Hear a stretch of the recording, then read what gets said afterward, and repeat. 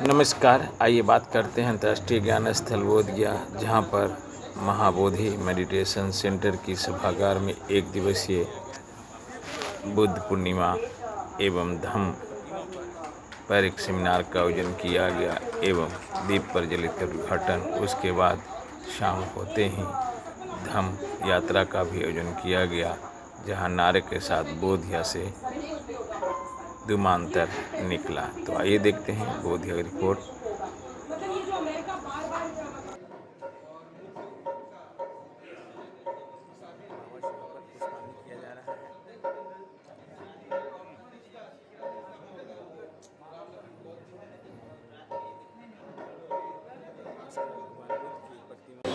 बहुत बहुत मंगल कामनाएं।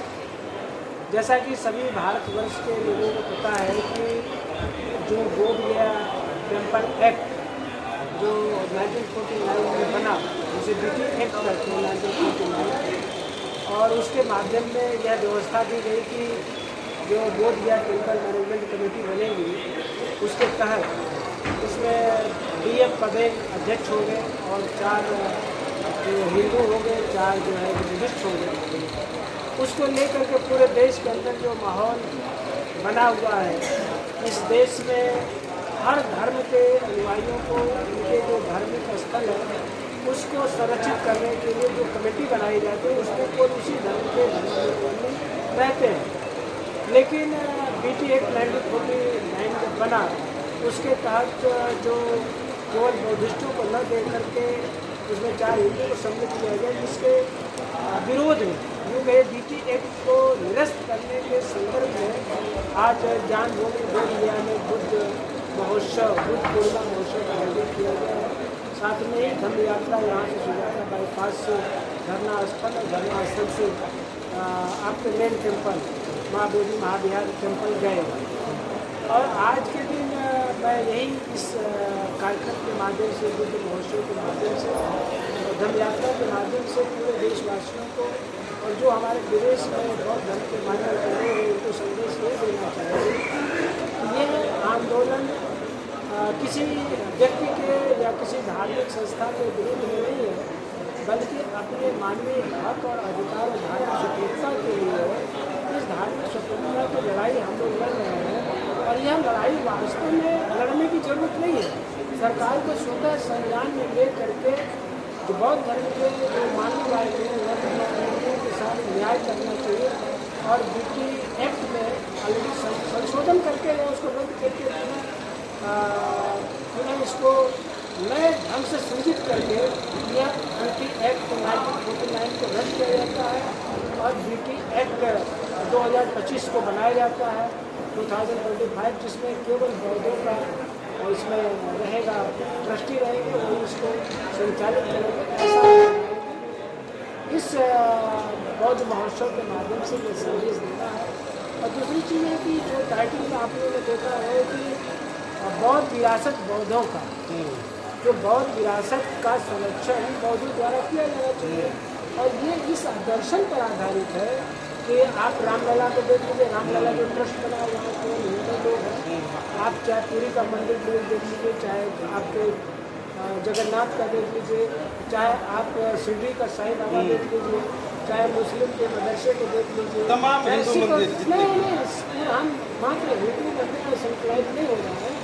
जितने चाहे बहावी धर्म को मानने वाले लोग हैं, चाहे मुस्लिम धर्म को मानने वाले हैं, उनके जितने भी जो धार्मिक प्लेस है, उनके जो भी प्लेस वर्शिप प्लेस है, उसकी जो मैनेजमेंट कमेटी बनाई जाती है, उसी धर्म के मानने वाले उसके रहते हैं। उसी तरह से बोध गया का जो टेम्पल है महाबोधि महाविहार है, इसकी भी मैनेजमेंट कमेटी में केवल बुद्धिस्ट हो, ये हम लोग की डिमांड है। और हम पूरे देशवासियों से अपील करते हैं, ये जो आंदोलन चल रहा है इसको तब तक जारी रखें जब तक कि भारत सरकार और बिहार सरकार BT एक्ट को निरस्त नहीं कर देती है और नया एक्ट बना करके उनके बौद्धों को सौंप नहीं देती है इसका प्रबंधन, तब तक ये आंदोलन चलता रहेगा। यह आंदोलन संवैधानिक है, संवैधानिक दायरे में है, मानवता के पक्ष में है, भारतीय संविधान का जो प्रियम्बल है, प्रस्तावना है, धार्मिक स्वतंत्रता है, इसके अनुकूल है। इसलिए इस चीज़ को सरकार यदि नहीं मान रही है, सरकार को यदि लगता है कि यह ठीक डिमांड नहीं है, तो उनको स्वतः चिंतन करना चाहिए, विचार करना चाहिए। और भारत के नागरिक जो बौद्ध धर्म को मानने वाले हैं, तो बाबा साहब अम्बेडकर की श्रद्धा और आस्था विश्वास रखते हैं। बाबा साहब अम्बेडकर ने बौद्ध धर्म दिया और बताया कि भारत के जो मूल निवासी हैं कि SC ST OBC हो जाते हैं, तो इनको न्याय मिले और बौद्धिस्टों को न्याय मिले। बौद्धिस्टों को न्याय के लिए हम लोग बौद्ध महोत्सव की सिद्धांत भूमि कर रहे हैं। आज 12 मई है, बुद्ध पूर्णिमा का दिन है, फिर भी बुद्ध पूर्णिमा है। आज के दिन सभी को इसी मांग के समर्थन के साथ और न्याय के लिए कि बौद्ध भूमि बौद्धों को मिले, और बौद्ध भूमि का मतलब बौद्ध टेम्पल बौद्धों को मिले, इसी की मांग के साथ। इसी के साथ हमारे साथ में अभय रतन जी है। बिहार हमारा अधिकार तुम्हारा नहीं चलेगा, नहीं चलेगा, बिहार हमारा अधिकार तुम्हारा नहीं चलेगा, नहीं चलेगा। मंदिर हमारा अधिकार तुम्हारा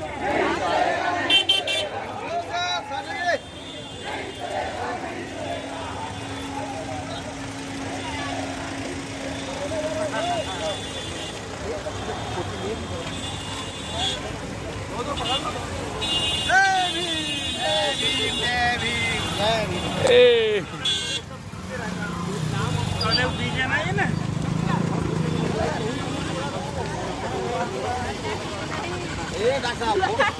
डॉक्टर साहब फोटो याद